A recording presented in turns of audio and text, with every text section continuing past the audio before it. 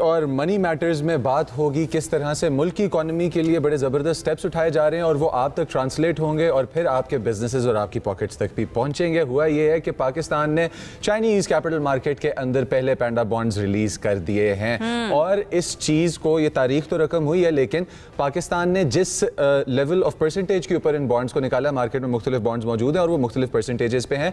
पाकिस्तान ने ये बॉन्ड्स जिस परसेंटेज पे निकाले हैं उस लो परसेंटेज पे निकालने पे तमाम इन्वेस्टर्स की तरफ से इंटरनेशनली पाकिस्तान को बहुत ज़्यादा सराहा भी गया है।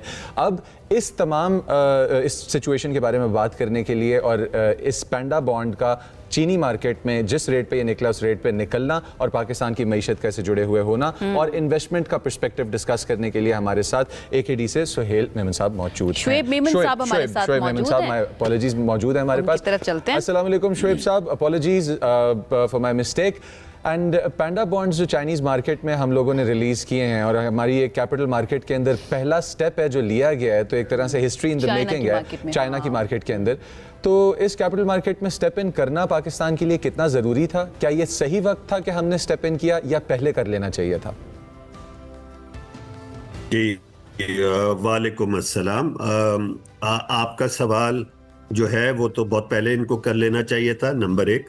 नंबर दो ये है कि हमें एक कर्जा रेज करने के लिए एक नई मार्केट मिल गई है। तो बहुत अच्छी बात है, क्योंकि हम पे कर्जा बहुत है तो हमें कर्जे के सोर्सेज चाहिए। तो इसलिए एक नया सोर्स अगर बन गया है और कम रेट पे है तो वो बहुत अच्छी बात है।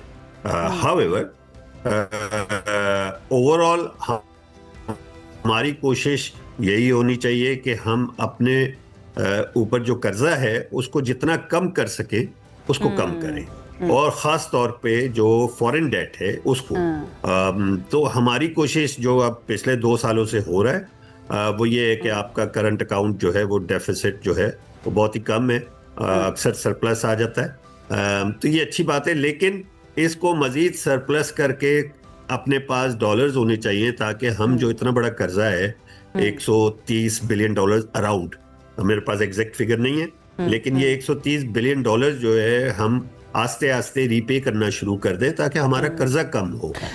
हम कर्जे को as a percentage of GDP external debt ऐसे बॉन्ड जारी किया। हाँ, चाइनीज मार्केट में पहली मर्तबा, लेकिन हमें याद है यूरो बॉन्ड या सुकूक बॉन्ड भी जारी किए गए थे, और वो कर्जे के लिए आपने भी जैसे भी कहा कि एक नई मार्केट हमें मिल गई है कर्जा रेज करने के लिए। तो ये हमारी जो पॉलिसी नज़र आती है, यहाँ से कर्जा लिया वहाँ पर दे दिया, वहाँ से कर्जा लिया यहाँ पर दे दिया, और पास्ट के अंदर भी हमने देखा था कि यूरो बॉन्ड हो या सुकूक बॉन्ड, उनमें लोगों को पैसे वापस करने के लिए, इन्वेस्टर्स को पैसे वापस करने के लिए हमने कर्जा रेज किया था कहीं और से, एंड देन हमने वापस किया। दैट्स व्हाई हमारी क्रेडिबिलिटी जो है इस मामले में अच्छी है।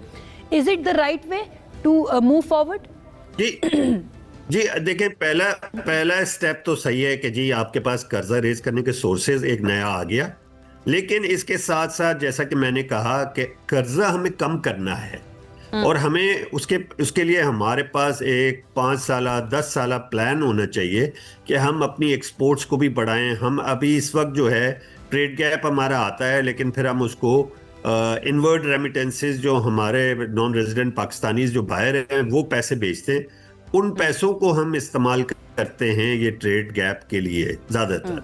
तो ये जो चीज़ है ये कम होनी चाहिए, ट्रेड गैप जो है हमारा ये कम होना चाहिए, और हम एक्सपोर्ट्स को अपनी इम्प्रूव करें, exports of goods and exports of services.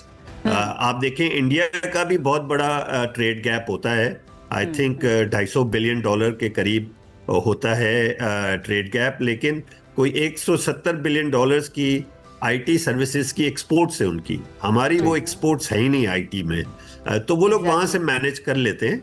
लेकिन ये है कि हमारे पास हम नॉन रेजिडेंट पाकिस्तानीज की रेमिटेंसेस से मैनेज करते हैं, लेकिन अब हमें एक पॉलिसी बनानी चाहिए कि जो एक्सपोर्ट्स हैं उनको हमें पिक करना चाहिए on the goods and services, और इंपोर्ट्स को कर्टेल करें ताकि हमारी करेंसी भी स्टेबल हो जो 280 पे है। आप देखें कि रीजनल करेंसीज इतनी डेप्रिशिएट नहीं हुई जितनी पाकिस्तानी करेंसी हुई है, तो आप पाकिस्तानी करेंसी को अप्रिशिएट करवाएं। आप देखें इस मुल्क के बहुत सारे मसाइल हल हो जाएंगे।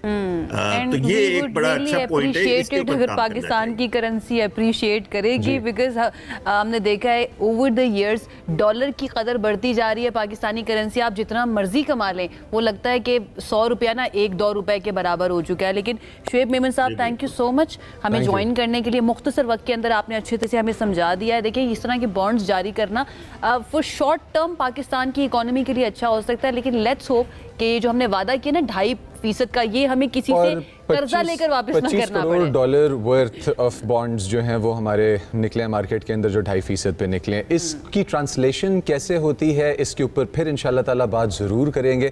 बट आज के शो के लिए हमारे पास वक्त हो चुका है यहाँ पे ख़त्म। आयशा यूसुफ को और मुज़म्मिल अली खान को दीजिए इजाज़त। सेम टाइम सेम चैनल फिर से इंशाल्लाह ताला होगी एक मरतबा मुलाकात। तब Monday तक के को। लिए